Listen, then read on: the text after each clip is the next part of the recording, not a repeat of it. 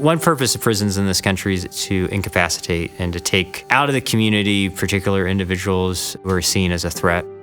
A lot of the significant sort of growth in the prison population was a product of a much more modern era. We dehumanize incarcerated people by removing that sense of a future that could be different than the present. Education itself can be a significant source of pride and confidence that is often stripped of people as they're incarcerated. It's about making sure that when people return to the fray, that they're not worse off than they were before. I do not know what purpose prisons actually serve these days. It certainly has not rehabilitated the majority. In here, human beings are mistreated every single day under the auspices of law and order. It's so much, and every man's reality is different. Out of everything, I fear losing my mind the most in here.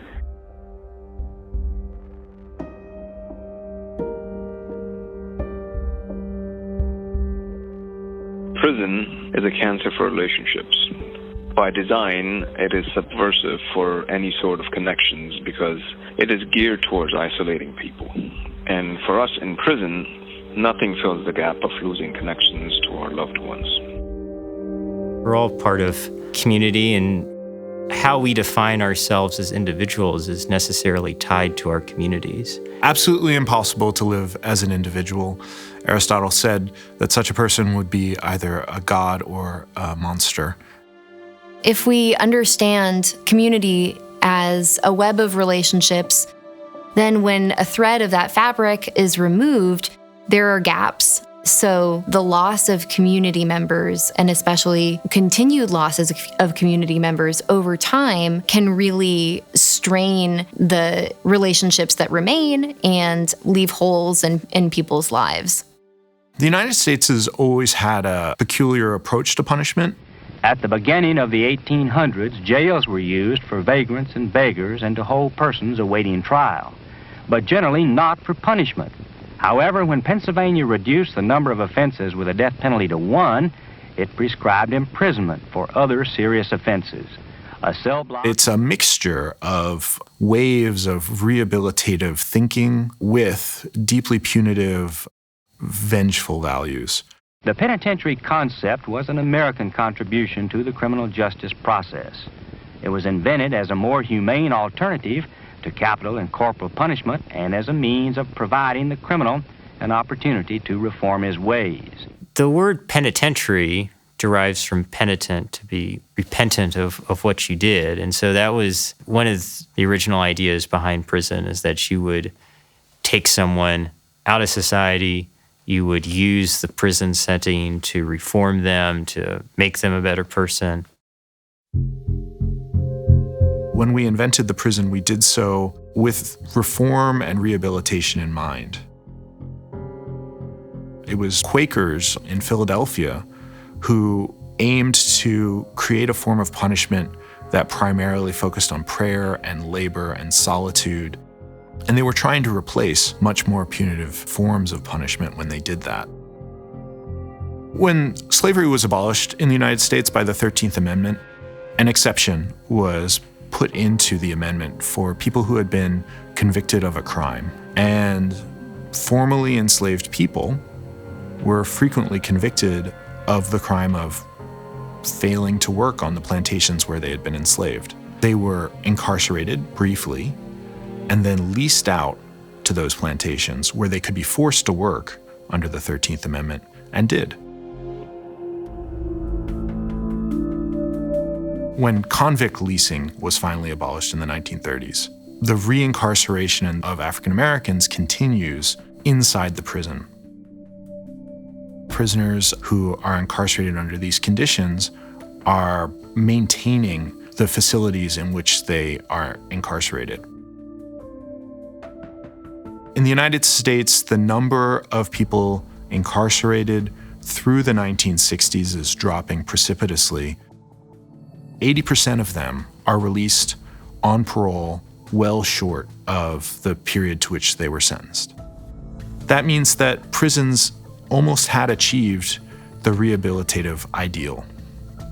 And it's precisely at that moment crime begins to rise and sentences begin to rise. Parole is granted with less frequency. There are a number of different scares and moral panics around crime. And suddenly, the number of people incarcerated starts to skyrocket. In recent years, crime in this country has grown 9 times as fast as population. At the current rate, the crimes of violence in America will double by 1972. But today, with 2.3 million people in prison, it's clear that that model, designed with reform in mind, has become a new form of deeply punitive punishment. I pledge to you, the wave of crime is not going to be the wave of the future in America. Man is on trial for his life. If there are any more interruptions by the public, I shall order the courtroom cleared. Well, there are sort of 3 main kind of classical approaches, I guess you could call them. One is the theory of retribution, kind of like an eye for an eye, a tooth for a tooth. One is a deterrent function, which is that if you punish the individual in a particular crime, that'll prevent further crimes from occurring. And there's a final one, which is rehabilitation, which is that you are trying to enable the individual so that they're kind of cured in a way of whatever ails them in terms of addiction or mental health issues. I believe that the original purpose of prison in society was to correct misguided individuals so that they may be released back into society as productive members. Now, the prison system's role is in question. People are sent here for revenge, politics, punishment, but it seems like correction is not on the list. One purpose of prisons in this country is to serve a retributive role. So if someone does something wrong, you want them to experience some harm as a result of the wrong that they did. The preferred method is usually sticking them in prison. It's divorced from ideas about what is good for the broader society as a whole, as well as what could potentially be good for the individual itself. And it's not clear what purpose is actually being served outside of just warehousing them. To my mind, that's like the classic retributive approach. There's no deterrent function, and there is also no rehabilitative aspect to it as well. This growth of a hardened criminal class has partly been the result of misplaced government priorities and a misguided social philosophy. At the root of this philosophy lies utopian presumptions about human nature, and that society, not the individual, is to blame. We don't need to deny that there is significant harm that people cause to one another, but we do also need to recognize that that harm doesn't occur in a vacuum and that there are significant social and structural factors that play into any individual act of harm. Theft doesn't occur outside of a system that creates a significant socioeconomic inequality. A retributive model neglects all of that by locating the burden of the harm on the individual who caused it and treating that individual as the sole source of the harm. So I don't want to ask what made them do this. They must be taken off the street. Because a retributive model doesn't get at the root causes of the harm that we experience, it can't provide a sense of deep healing or ongoing change that both rebuilds communities that have been affected and that changes society for the better in the future. When this bill is law, 3 strikes and you're out will be the law of the land. The penalty for killing a law enforcement officer will be death. This day is the beginning, not the end, of our effort to restore safety and security to the people of this country. There is widespread dispute about what caused mass incarceration in the United States. One thing is clear is that it wasn't always this way. The research that has been amassed shows that a lot of the significant sort of growth in the prison population was a product of a much more modern era than it was a feature of, say, even the 40s and 50s and 60s. And even policing, for that matter, the way that it occurs now is very different than what it occurred 50, 60, 100 years ago. Encounters with the blue and white breed fear, frustration, and anger at a force that some say is bent more on intimidation than serving and protecting.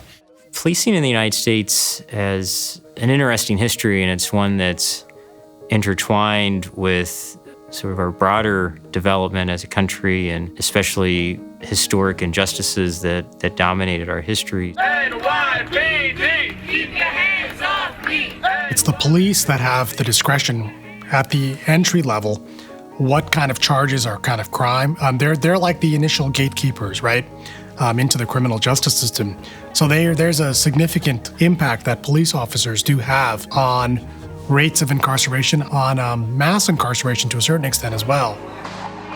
There's a sense that I get that police officers, they sort of feel like we're going to charge someone and we're going to pass the buck on to someone else. And the problem is that it's always the easy decision. You charge someone with a crime and let someone else make the decision. And then they kind of are shuttled off into the system. And once it's in the system, then it's very hard to get out of it. On a per capita basis, the United States has more people behind bars than any other country in the world. And a lot of the sentences are insanely long. Sometimes we talk about sentencing practices as another major contributor to mass incarceration in the US. And this is key. In the early 1970s, the average prosecutor would be presented with someone who had been arrested for a crime and would choose to arraign, to indict, to proceed to trial with only about a third of those cases. A decade later, something changed. And it's hard for us to know exactly what changed, but prosecutors were getting more and more cases, and they were choosing to indict more like 2/3 of those. And they were asking their legislators for stricter sentences, longer, more punitive sentences, with fewer opportunities for parole. What has happened is that you have large sentences that are given for very serious crimes without an understanding of what could and what does have benefits to public safety, and correspondingly, what are the significant social and monetary costs from taking an individual out of their community and putting them in a box somewhere else.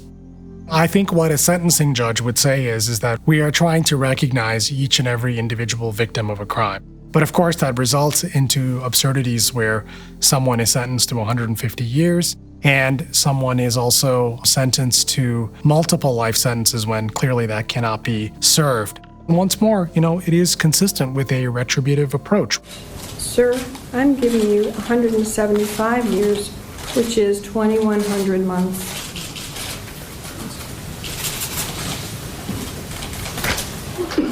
I've just signed your death warrant. A sentence that is longer than your lifespan, longer than all the time you've spent on this planet, is inconceivable. You don't have a reference point. And prisons themselves are isolating. They're full of the threat of violence and the impact that has on your hopes for yourself, the way that you think about your future, the way that you think about life itself is difficult to overstate. It is a kind of long-term psychological torture.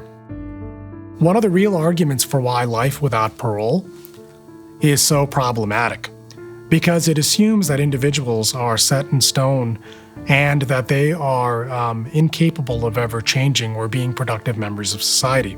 And it takes away something which I think is probably the most devastating aspect of the criminal justice system is that it takes away someone's hope. I was sentenced to 1,010 years and 19 life terms for armed bank robbery. I won't go up for parole until Jesus come back first. There are two ways in which we dehumanize incarcerated people. One is by removing that sense of a future that could be different than the present, a future where one will be worthy of dignity and be restored to membership in the community. Come here, Jones. The other is by constantly subjecting them to the threat of mistreatment, violence, and the deprivation of their dignity. Open it up. By reminding them that they can never be worthy of positive fellow feeling. Asleep, eh? Well, I'll learn him how to run away.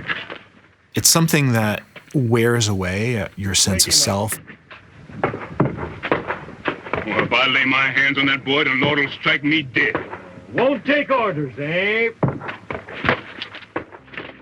In terms of how do we sort of move beyond the retributive model, I think one way to do it is we need to, think about the full range of harms and benefits that something like prison has. I served 6 years in prison for robbery, which is a violent crime.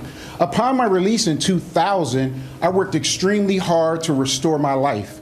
It was extremely difficult, though, because of 44,000 collateral consequences, many resulting from the crime bill you previously supported. We need a lot more support for people who are coming out.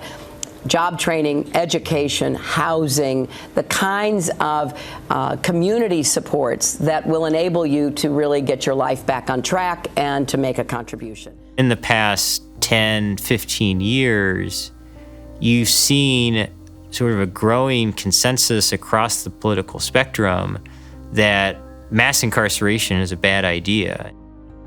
Just confronting the reality of the multitude of harms that come from the current prison system that we have, I think can help propel this conversation and lead to some change. There are programs here that talk about the steps to take to correct your behavior, but there are only groups and only talk. After the group talk, you're back in the atmosphere of negativity. Most people don't want you to correct your behavior. I believe to change the prison system, we need a hands-on approach so that inmates can see the change that we're working toward. Right now, you still have this prevalent attitude that I don't care about people that go behind bars. They're bad. And so why should my taxpayer dollars go towards giving them an education? Why do they get school? Why do they get college? Why should they get anything? I think that definitely someone's going to look at this and say, well, what about the victims? With the current system, the way it is, it's about punishment. And there is some justice does come out of that. Some relief comes out of that. But at the end of the day, the pain is still there for both the victims and for the person who's perpetrated the crime. Education generally is one way that is fairly well recognized for sort of transforming oneself, rehabilitating oneself. Prison education at both the associate's, bachelor's, and postgraduate level have tremendous benefits to people while they're incarcerated as well as after they come home. The soul knows no bars. And the pursuit of knowledge for its own sake, the imposition of academic and scholarly norms on a carceral space allow incarcerated people, incarcerated students, to come to develop a part of themselves that's been suppressed. They can be equals with the greatest philosophers in the world when they read their work and contest it. They can learn about places that they may never see, and they can join a community of fellow students that share that commitment and that are working to better themselves in this particular way. I truly do believe that the liberal arts are techniques for freedom, that education is the best escape plan. The vast majority of people who are incarcerated will be coming home at some point. Education itself has a real role in building back a self that has been diminished by the carceral system. It also has really tangible material results in its effect on employment after reentry. Prison education helps to reduce recidivism, generally by about 43%. It is also, therefore, a change in the stability of communities. There's much that people do not know about what we endure inside these walls. The system is dehumanizing because once you're inside, you lose your individuality. You are then grouped, categorized as simply a number, not a face, not a person with feelings, only a 7-digit number and a last name. It hurts to be regarded in such a way. The vast majority of journalism that is written about mass incarceration comes from the outside. Those stories are what so much policy is based on. One of the things the Prison Journalism Project wants to do is to break down some of those barriers. Having people that live inside prison day to day, that understand what happens at night when the lights go on and the doors lock. Those are the types of stories that are missing. And what we want to do is provide incarcerated journalists with the tools and training to be able to tell those stories. I shouldn't be telling those stories. Those should be told by the people who are living it, but they just have never had the opportunity. PJP provides an avenue to be heard for people who are kept voiceless. Towards that endeavor, The PJP is an amplifier for the pleadings of the captives and their human rights. Personally, writing on the PJP platform makes me feel heard, alive, and having purpose. I feel as if I'm a real person and not some meaningless number or statistic on a chart. When they're published in a mainstream press, it is a huge accomplishment. When you do have a Washington Post or a New York Times or a San Francisco Public Press or any of these types of mainstream publications take an interest, it really shows them that it goes beyond this echo chamber of people that are interested in mass incarceration. It shows that there is an audience that will hear from them and that their stories matter and that their stories are just as important as anyone on the outside. So what you find is it builds a community as well because it's a link to the outside world. And for people that have been disenfranchised for such a long time, it's hugely important and it actually helps them to have a lifeline to the outside world. The United States comprises just 5% of the world's population. We incarcerate almost a quarter of its prisoners. And I understood that few of these challenges were more pressing than the need to strengthen the federal criminal justice system and to reduce America's over-reliance on incarceration. Restorative models of justice are looking at really rebuilding and repairing the relationships that are central to communities in order to be able to hold each other accountable and to set standards for living well together that can be relied on. There are two parts, really, to restorative and transformative approaches to justice. There's first the redirection of funds and resources towards social services that help people meet their basic needs for housing, for food, for healthcare, for mental health care in particular, and redirecting money that is currently going to fund our extremely costly prison system instead towards these services that meet people's needs and help reduce harm in the first place. There are then also processes of community conferencing, restorative circles, and various other ways of structuring ongoing conversations that both seek to bring accountability to the person who's caused harm and some measure of healing to the person or people who've experienced harm. Prisons are oftentimes very invisible to many people in the population. Stick them off in rural areas where not a lot of people are around, and there may not be a lot of interaction between the prison population and the surrounding communities. And so I think when something is really invisible in society, it's very easy for those harms to continue without many people being troubled by it. And with anything else in society, you have to do the hard work of organizing and bringing attention to those stories and fighting for political change that can make those voices louder. We've done it because we felt like that the fellas needed something, and if we did a concert at a prison and we came and did it on our own, at our own expense and our own time, then surely somebody out there would know that somebody out there cares, and we care. We have to confront the vengeful impulse inside ourselves. We have to overcome the desire to find scapegoats, to identify people who deserve to never have their freedom, and to see the fellow citizen, the fellow human being, inside of everyone who we encounter. So I would just want you to know that we care for you, and that as human beings, that we're all of the human family, and that I hope to see a lot of you on the outside soon. I think it's really important to foreground the voices of people who are or have been incarcerated and their close kin. These people have significant experiences with the carceral system that tend to get pushed outside of the spotlight. So I think those are absolutely essential practices.